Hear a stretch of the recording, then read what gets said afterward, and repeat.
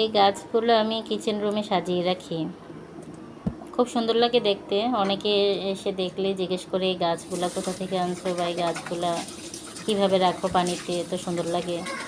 তা আমি এইভাবে প্রায় প্রতিদিনে পানি বদলাইয়া এভাবে পরিষ্কার পানি দিয়ে রাখি, থাকে গাছগুলা খুব সুন্দর থাকে, কোনো নষ্ট হয় না।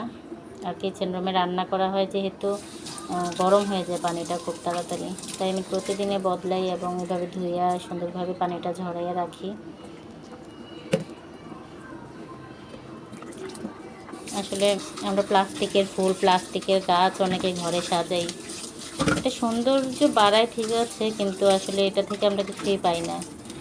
কিন্তু সতেজ যে একদম জীবন্ত গাছ ঘরে থাকলে আমরা কার্বন ডাই অক্সাইড কিছুটা হলেও পাই, মানে একটা সুন্দর একটা অন্যরকম একটা ফিল অনুভব হয়, যেটা প্লাস্টিকের ফুল বা গাছ থেকে অনুভব করা যায় না।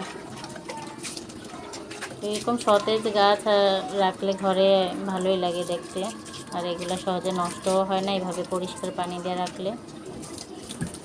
আমার কাছে গাছ ভালো লাগে, কিন্তু দুর্ভাগ্য আমার গাছ লাগানোর তেমন কোনো জায়গা নেই। ছাদ আছে, কিন্তু ছাদে কবুতরে সব একদম শেষ করে ফেলায়, এর জন্য এখন আর গাছ লাগাই না, ছাদেও তেমন লাগাই না।